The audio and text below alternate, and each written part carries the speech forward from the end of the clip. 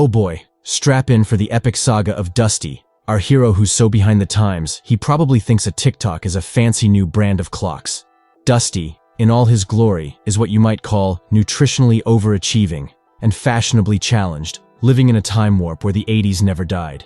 This guy loves his burgers like they're going out of style. Spoiler, in his world, they never did. And watches old movies with the kind of passion others reserve for their Instagram feeds. Now, Dusty's got this unique relationship with technology. It's like he treats smartphones and texting the way most of us treat a visit to the dentist. Unnecessary and mildly terrifying. Emojis. In Dusty's eyes, they're probably an alien code meant to overthrow human language. And don't even get me started on millennials. To Dusty, these creatures are like an entirely new species, one that speaks in hashtags and breathes Wi-Fi. Our tale begins with Dusty, cruising in his car that's as vintage as his movie collection, munching on a burger that's probably older than some of his audience's pets, all while jamming to 80s rock. At 50, Dusty's living his best life, jobless and friendless, because who needs a 9-5 grind or social commitments when you've got classic cinema? Cue the millennials, armed with their smartphones, capturing Dusty in his natural habitat. Dusty's as awkward as a cat on a hot tin roof, unable to muster a word against the digital invasion of his analog bubble. Enter Chloe, his niece, the bridge between Dusty's retro universe and the present day.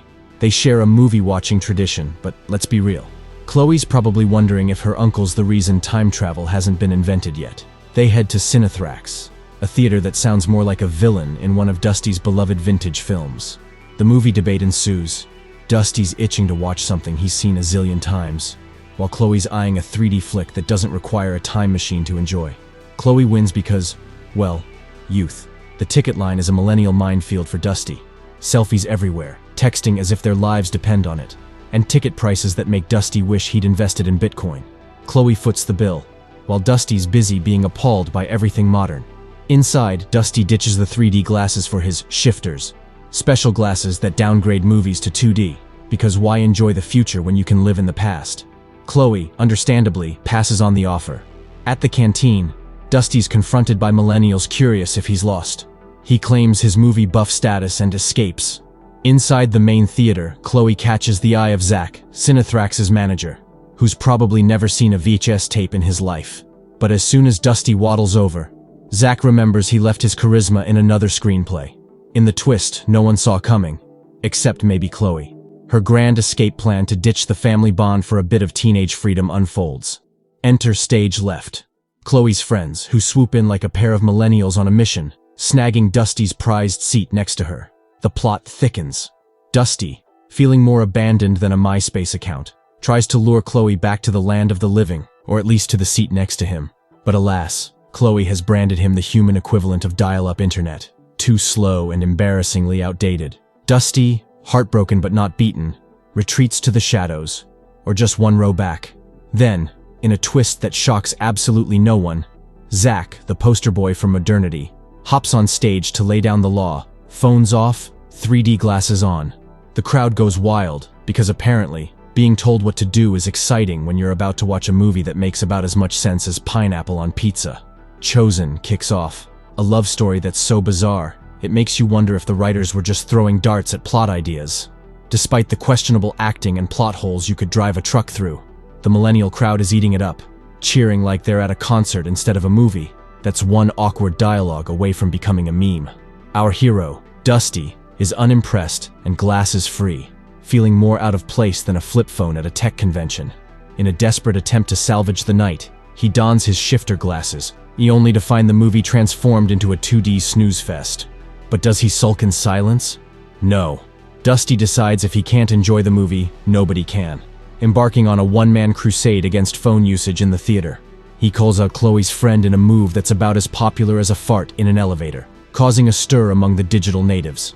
Chloe, mortified, steps in to quell the rebellion, proving that sometimes the apple doesn't fall far from the annoying Uncle Tree. As the movie drones on, Dusty's boredom reaches new heights, until he spots something truly alarming on screen, a giant worm. No, not a metaphor for the plot, an actual worm. But with his magic glasses off, the worm vanishes.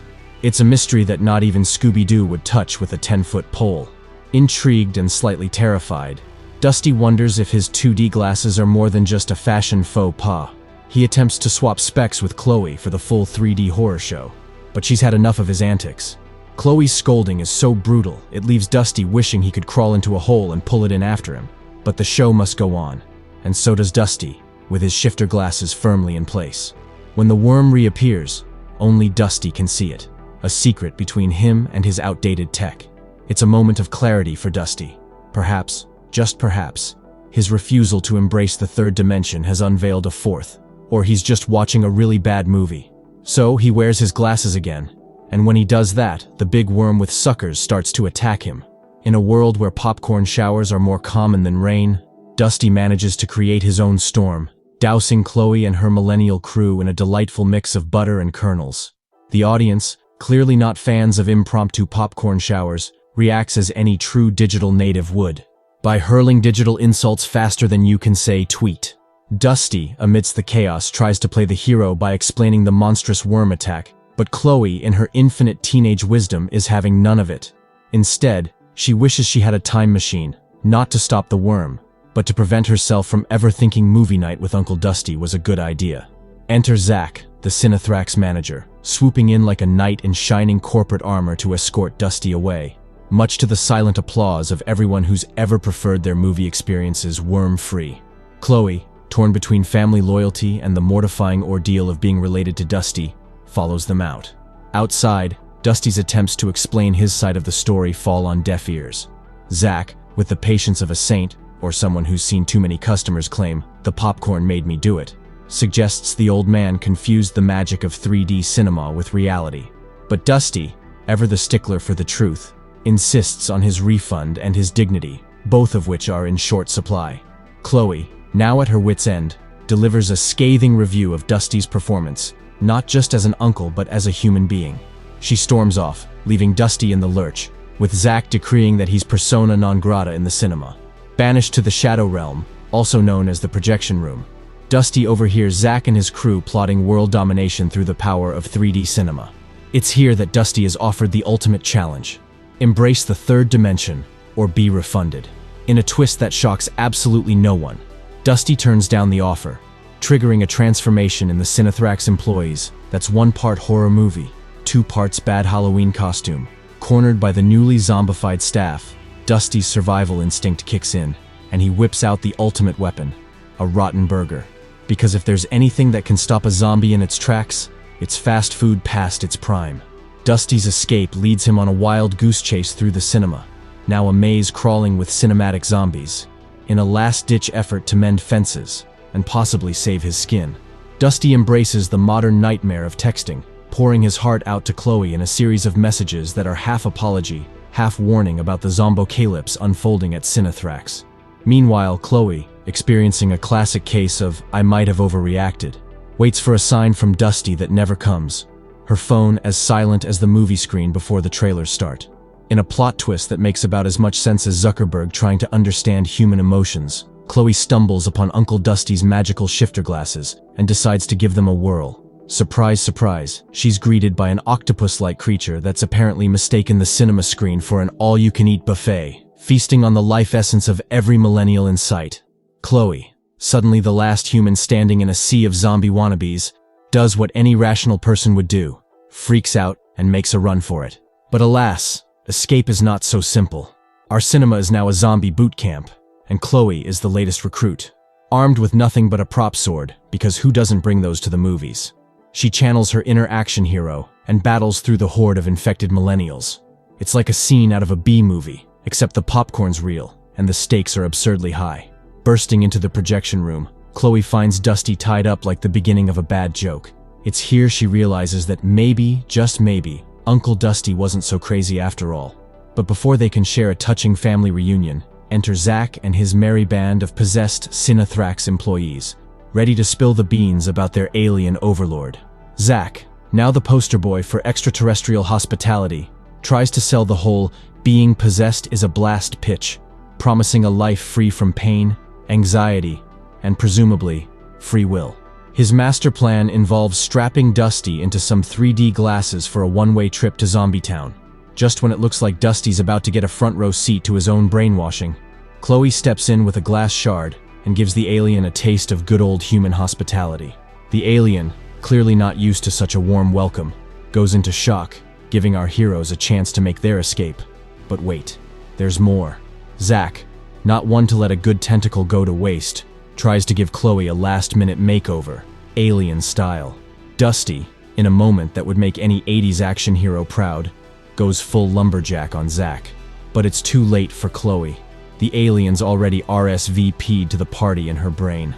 As they make their grand escape, Dusty opens the door to a scene straight out of a dystopian brochure, Alien Invasion Edition. The city's toast, and Chloe's suddenly all about that alien life, trying to convince Dusty to join the dark side.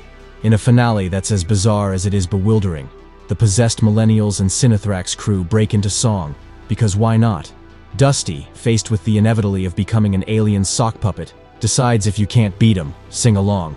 So, he joins in, embracing his fate with the enthusiasm of someone who's just been told they're out of burgers. The movie wraps up with everyone heading back to the theater, now united in their otherworldly possession. Chloe, fully on board the Alien Express, hands Dusty the Cinethrax glasses, sealing his fate as the latest member of the galaxy's weirdest fan club. As the credits roll, Dusty's left waiting for his turn to join the cosmic conga line, proving once and for all that no matter how bad your day's going, at least you're not part of a bizarre alien dance-off with a front row seat.